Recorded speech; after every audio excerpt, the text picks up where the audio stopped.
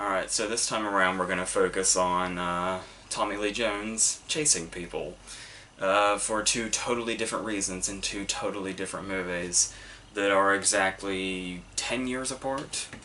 So we're actually going to start with, obviously, one of the more popular movies probably ever made, which is The Fugitive, and it's based on a 60s TV show, which to my understanding was kind of one of those sort of cult following shows, I think.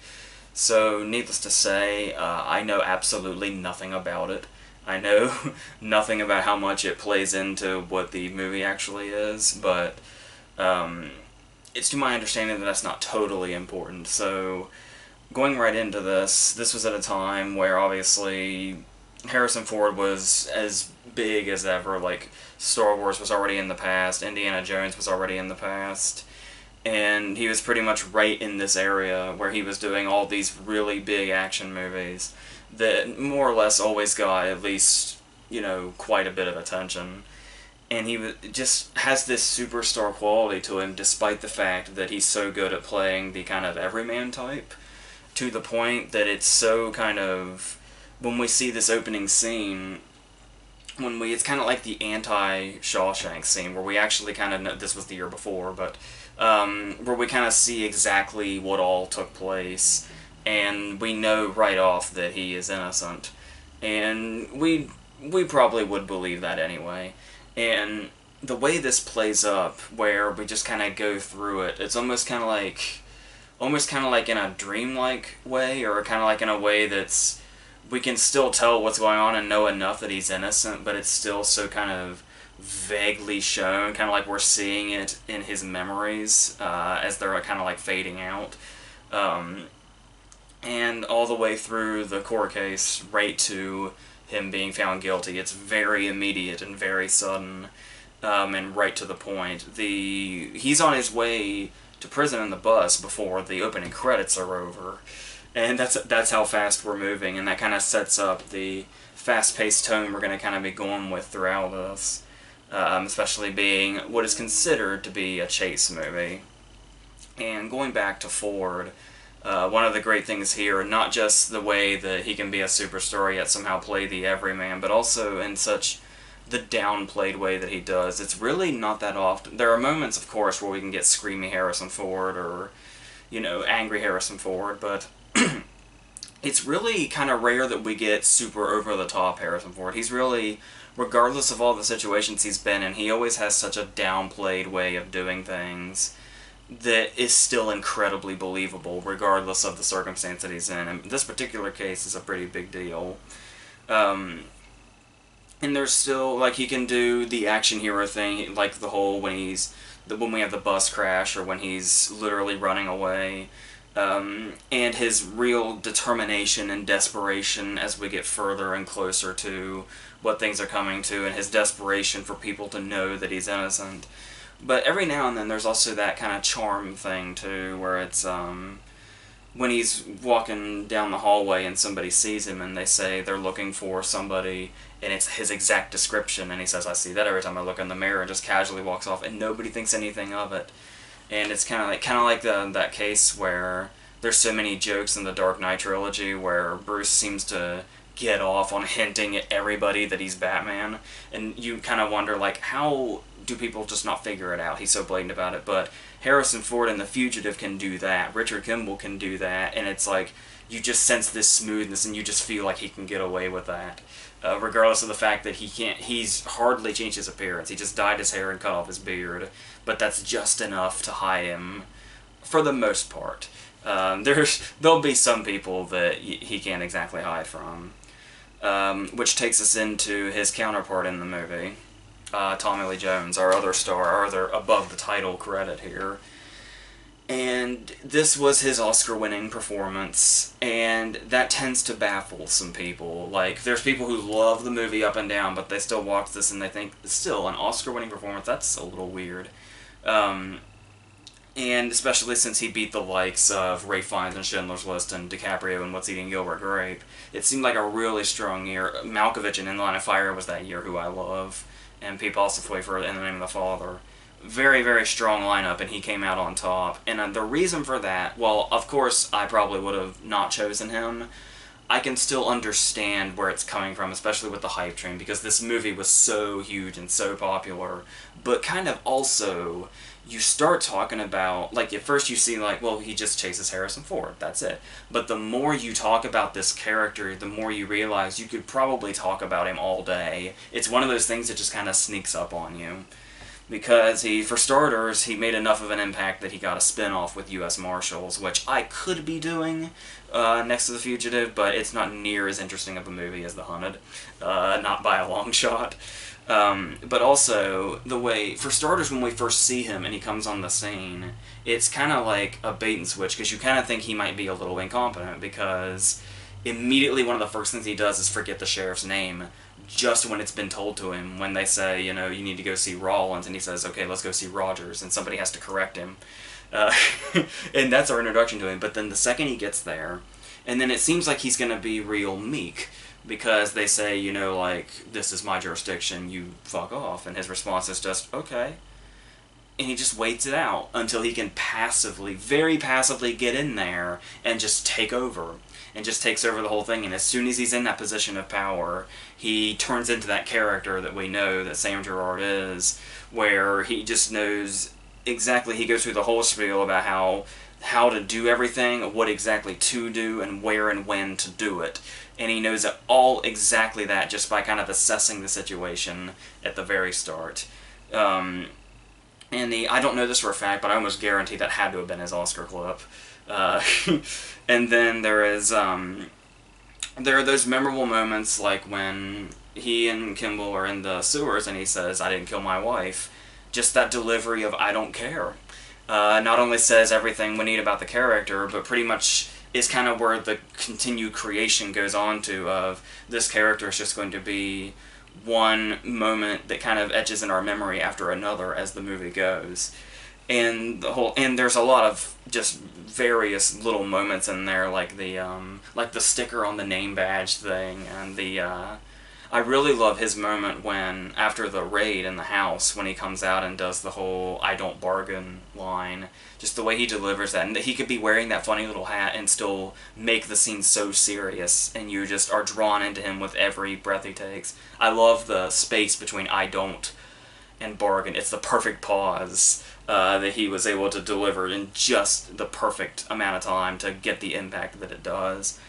And also when you just look at it on paper, because this had to have been, like, once again, you just look at it from the outskirts and it's like, it's just the dude chasing him, but one is going to find him. But when you look at it on paper, you realize the challenge this must have been to go into. Because this is going to be a massive standout character, because Harrison Ford is downplaying it so much, and Kimball spends a lot of the movie kind of running from place to place and not having a whole lot of dialogue, just kind of depending on that, desperation and the kind of everyman thing, and kind of putting a real-life person in this scenario. Tommy Lee Jones has to be our, big thing in this movie, apart from the action scenes, really. And sometimes you could say this performance is almost as big as the action scenes. And there are those moments where he has to just walk into a room, and the whole point of this character is that he commands everything in sight. Like, all attention is drawn to him. And when you're already in this big, spectacular chase movie, that takes a lot to do, to be able to just walk into a room and make all the attention be drawn to you. And that's what he does here. And it just creates such a memorable presence through the whole time. Every single time he's even when he's not saying or doing anything, when he's just sitting in a chair, he's just got your complete and full attention because of everything that's come before it. And I think that's the kind of impact he made, and I think that's probably how he ended up walking away with that Oscar, despite his extremely steep competition. Being kind of a veteran helped too, I think. So, but for the most part, I can understand it overall. But we've also got some side characters here, like I think the one that most stands out, probably apart from Sykes, who's a very memorable villain. But we also have Joe Pantoliano as kind of the guy that's always next to Gerard and is always kind of there with him, where they kind of feel like actual cops. They don't feel like movie cops, especially in their kind of banter. I really love the moment when Gerard's just kind of yelling, and Pantaleone says, you know, why are you always yelling at me? Why don't you yell at somebody else for once? And then just then somebody walks in and Gerard starts yelling at them, and off screen we hear him say, "Attaboy." So I always kind of like that, and just his character in general kind of lightens the tone when we have the tour de force that is Sam Gerard on screen. He's always there to kind of balance that and make the scene a little more, I guess, light isn't the exact word, but he's a nice balance to Gerard's character. And kind of keeps it from just kind of seeming like kind of one note, where he's able to kind of bounce off other people and not just be the, you know, in control type. So that's probably, a lot of that is probably owed to it as well. And the movie does get a lot of acclaim for supposedly being non-stop. I don't know exactly that I'd call it non-stop, but that's not to say that there's any time where it falls short. Because in those times where we also have the moments when, like, Kimball helps that kid at the hospital and kind of, I mean, obviously it's kind of a driving force that Julianne Moore sees him looking at the x-ray and that makes her suspicious, but overall it is kind of a nice pause to let Kimball kind of, you know, still kind of be, because he's pretty much lost his real life at this point, because his wife has now been murdered and all the cops are looking for him. He's supposed to be spending, like, he's supposed to get lethal injection. So basically his life has been taken away, so he's able to kind of not just help this kid out, but it's kind of him being able to kind of be a doctor again in that moment, very briefly, is sort of like a way of getting his life back, at least for a minute, before he has to go back on the run. So I always thought that was a really nice scene that kind of felt like, not like a pause per se, but just enough to where we slow down a little bit to where I don't know that I'd quite call the movie, you know, non-stop action or non-stop chasing or whatever. But yeah, besides that, we do have some really, you know, big action moments here. The bus crash was, like, unprecedented at the time, with the bus crash on top of the train hitting it, and stuff like that. And the thing about this, though, is what I really like that the story does is it's really, when you say non-stop chase movie, once again, not really the case, because after a while it kind of feels like the chase dies down and we get more into the investigation part as well, and not just those small moments, but like when we get to like the last 40 minutes of the movie or so, and we get a lot of focus. Like I said, we didn't seem to focus as much on Kimball in the first half as we do the second half, when he really gets into the down and the gritty of the investigation of who actually killed his wife, which is the whole reason he's, you know, escaped in the first place. Because he could have just stayed there. He could have just, you know, waited for the cops to come and pick him up. But he took it. He took the chance that he had, and this is what it was all leading to. And some of the big moments where some people he thought he could trust, he ultimately can't. There's a whole lot going on in this last 40 minutes that I think actually really elevates it to being more than just a chase movie, where it's very... It kind of gets to a point where I feel like Michael Clayton's plot probably took some inspiration from where this ends up leading, and why exactly everything happened in the first place. So I always thought all of that worked really well, because you do always wonder, what is it about this movie that really made it take off that other movies don't quite reach? Because this movie, despite being the kind of movie that it is, ended up with seven Oscar nominations, and obviously that includes Best Picture.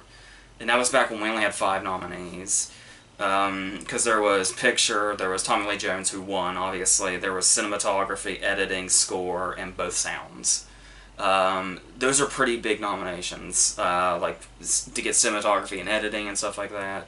The score is pretty recognizable when you hear, like, it's basic action movie score when you're watching the movie, but if you were to hear it outside of the movie, it's like, it would just instinctively occur to you, that's the score to The Fugitive, I know this. So I think that's what really kind of makes it stand above all that, because it is kind of baffling on the outskirts when you look at it, when you see, like, it was up against Schindler's List, and In the Name of the Father, and I think The Remains of the Day was that year, I think The Piano, too. Which would have been the 5, and it really sticks out. But when you actually think about all those great factors to it, and just its popularity in general, it does kind of all add up to this ending up becoming like a classic of its time. And it's, and not just a classic of its time, it does kind of in general have kind of a classic feel, kind of like, this basically feels like, this might sound like a lot, but for real, when you really think about it, if you've seen the right movies, this is basically the kind of movie Hitchcock would have made if Hitchcock somehow got into the action movie era. This is the kind of movie he would have made, where it kind of has that exact, you know, wrongfully accused plot, like The Wrong Man with Henry Fonda that he made. And so yes, it all adds up and ended up making this really big movie that is pretty much still referenced all the time, and it's still one of those movies where it's like, you feel like almost everybody you know has probably seen it. It's one of those.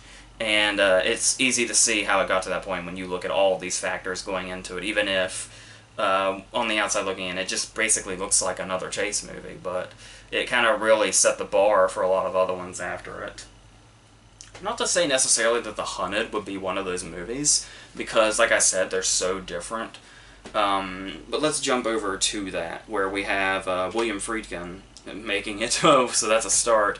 Over here with The Fugitive, we had Andrew Davis, who had just made Under Siege with Tommy Lee Jones, who made him the hero instead of the insane, fucking off-the-wall villain he was in Under Siege.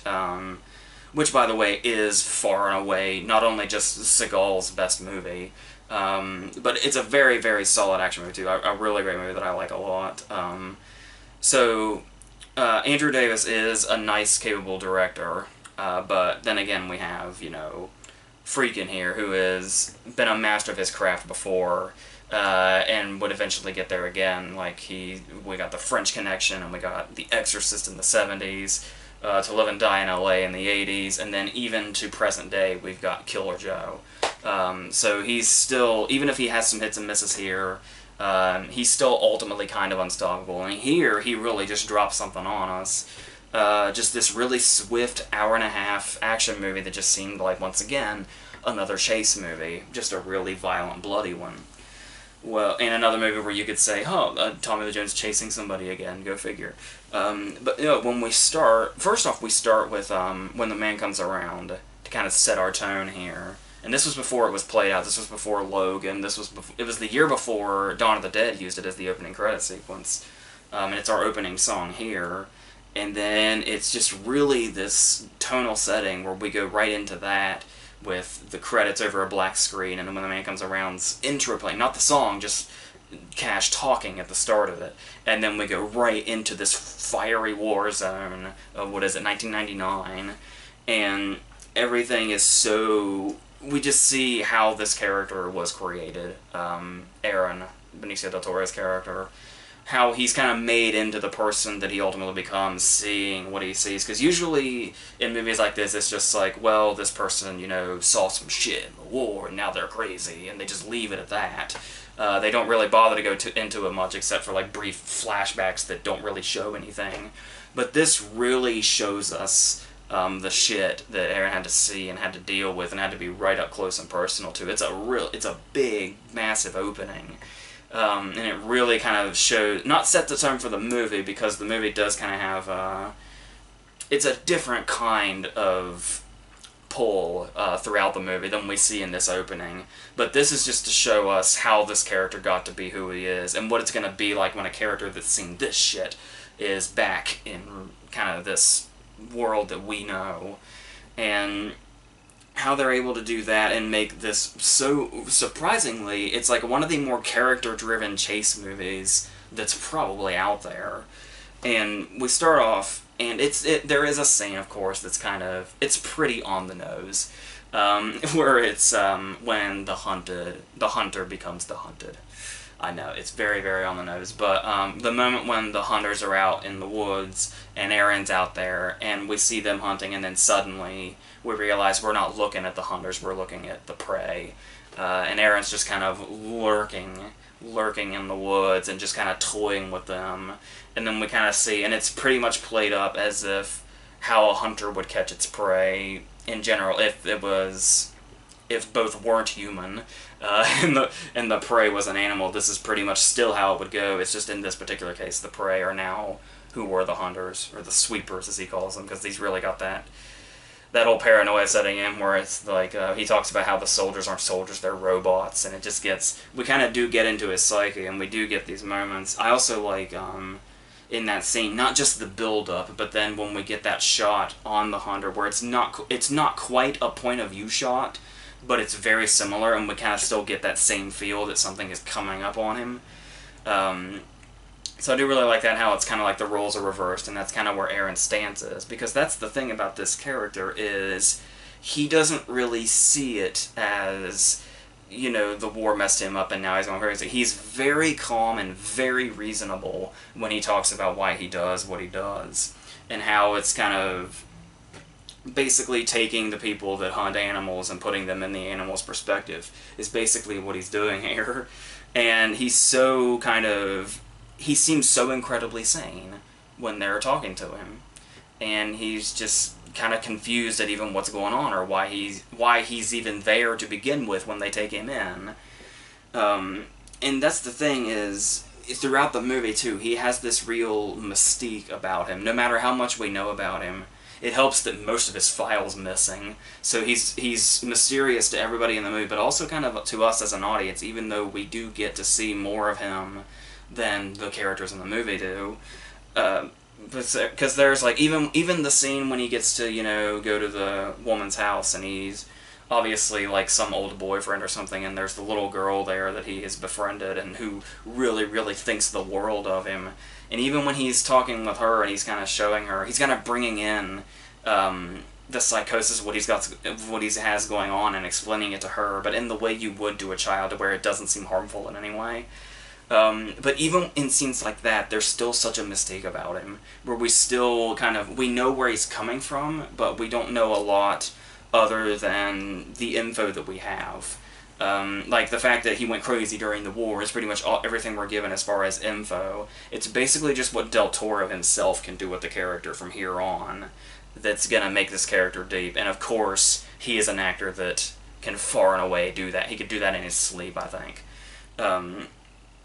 And they do make him very tragic, because the whole interesting aspect of Tommy Lee Jones's character here is that he's basically responsible for this, and he knows it, shown in his flashbacks and the fact of how much he's willing to go out and go find him, because this is basically his fault. He's the one that trained him, and then not only that, he's the one that taught him how to kill the way he kills, the very meticulous way to hit all the organs. This was a very kind of in-depth training that was brought about by him, and you can just tell in these training scenes that he's a guy that's been training for years. Like, so many people have died this way because he's training these people, but that's not necessarily the thing. That's his job. The thing here is, when Aaron goes to war and does all that stuff and then comes back, he tries to reach out to Tommy Lee Jones and basically gets shunned. Like, he reaches out to him and gets nothing in return. There's no back and forth whatsoever. And it makes him feel trapped, because that was basically, it gives you the feel that if Tommy Lee Jones did just write back to him and talk to him and maybe visit him, what we see in the movie may not have happened. Because it was that kind of trigger point that he didn't get help. And he was looking for help, and they wouldn't give it to him. And that's how we got to where we are. So, and the fact that you can tell in his eyes, Jones works a lot with his eyes in this movie, and it works to great effect, that he knows that maybe he could have done something, and it probably actually could have done something, but ultimately he didn't, and this is what it has become, and now it's up to him to put a stop to it. Which, once again, it's kind of funny that Del Toro would go on to play the Wolfman, because it's kind of the same thing, where yes, he's an unstoppable killing machine, and he will just rip you to pieces, but it ultimately just comes down to, this was once an innocent person that now has to be put down just because of the circumstances, and it makes him very tragic in the long run. So, where this wasn't the person, he was kind of, circumstances made him this person, and there's really no looking past that.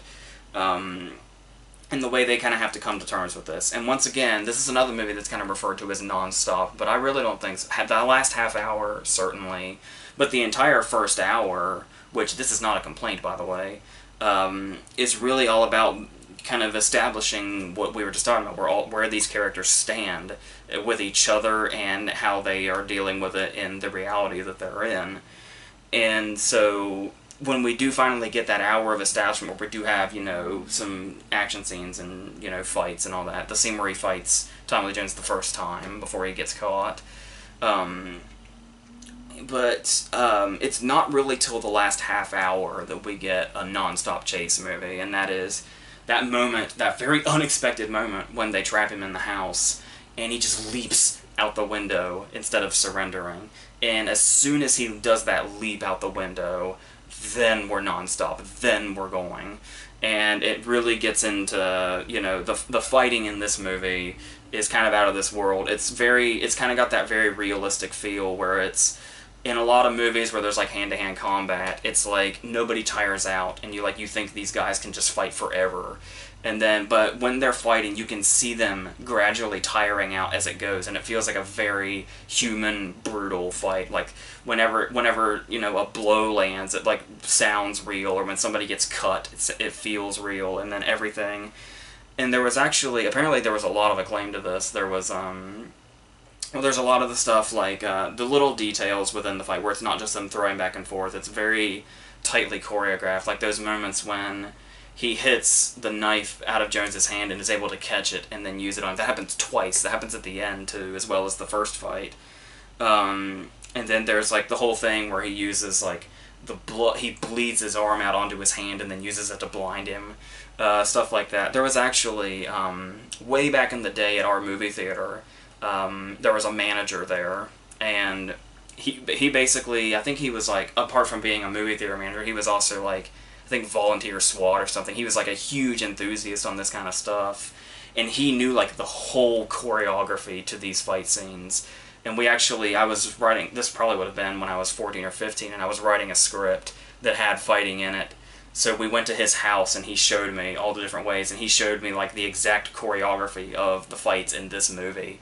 And it was really kind of just shows you just the precision and the kind of almost artfulness that went into the fight scenes of these movies, and how brilliantly they were executed, and how flawlessly they were executed, yet also seem like they're just, two dudes just fighting sloppily because that's basically what a real fight would look like and sound like. And that's really kind of one of the big appeals to the movie. This is probably the first thing that gets brought up when people talk about this movie, and it makes perfect sense. And like I said, you got freaking directing, so while we have basically an action thriller here, there's always there can be those horror elements that Friedkin has a way of putting in his movies that feel at home. Obviously this is the director of The Exorcist, but there are moments I just watched recently his movie Rampage, that's basically a legal drama starring Michael Biehn, but the first 20 minutes to half hour of the movie is this vicious killing spree, and it is terrifying, and it just happens to be the starting point of what essentially is just a legal drama. And the way he's able to inject that is something he can do very powerfully and very, very effectively. So it almost feels like a horror movie, kind of like when the hunters are out in the woods. It kind of, weirdly enough, it kind of feels like I think it's Friday the 13th 6, Jason Lives, where we had the scene where Jason killed the paintballers. It kind of somewhat feels like that, only much, much better executed, I promise. And there's also the scene when they're down, Ron Canada's death scene, when they're down in that place and everything's dark and Aaron could be lurking around any corner. It feels like a horror movie, but it doesn't feel like it breaks the tone to do that, because we basically see this is how Aaron saw the world when he was in the war, and it basically kind of mirrors it almost when you're looking at it from his point of view in a scene like this. And then finally, we just get to that final scene when it all comes to a head. We've been seeing the personal things here in regards to how much they're involved and why they need to have this fight. So to watch them make their own weapons in the woods in the middle of nowhere before they find each other and fight it out with the weapons they've just made themselves, it really just kind of is the cherry on top to that, the whole personal touch to why these characters are doing what they're doing and why they need to have this fight and why one of them needs to die. And I think it's so animalistic, but makes so much sense at the same time, and it works beautifully. To the point that I actually think The Hunted probably stands out to me more than The Fugitive. I've seen The Hunted more times. That probably helps because it's like 40 minutes shorter, and for when I first saw it, I just saw it like 5 times, I think. And having a swift runtime does help that, but I also think it has a lot to do with just how much you can put into a movie that's so exciting and so visceral, but has such a human element to it too, is really kind of something you really don't see every day, and I thought the movie captured just really well. So that's what we have here. I'm filming this 2 weeks in advance, so I really have no idea what's coming after this, but we will get to that point eventually. So like I've been saying, you know, we got the big summer movies coming, so we have that to look forward to, and all that stuff. So I think that's going to do it for this. So yeah, check. I'm sure you've probably seen The Fugitive. If you haven't seen The Hunted yet, for starters, you pretty much know everything that happens now because I just said it. But still, it's still definitely worth checking out if for some reason you haven't. So yes, look into that. And that's it.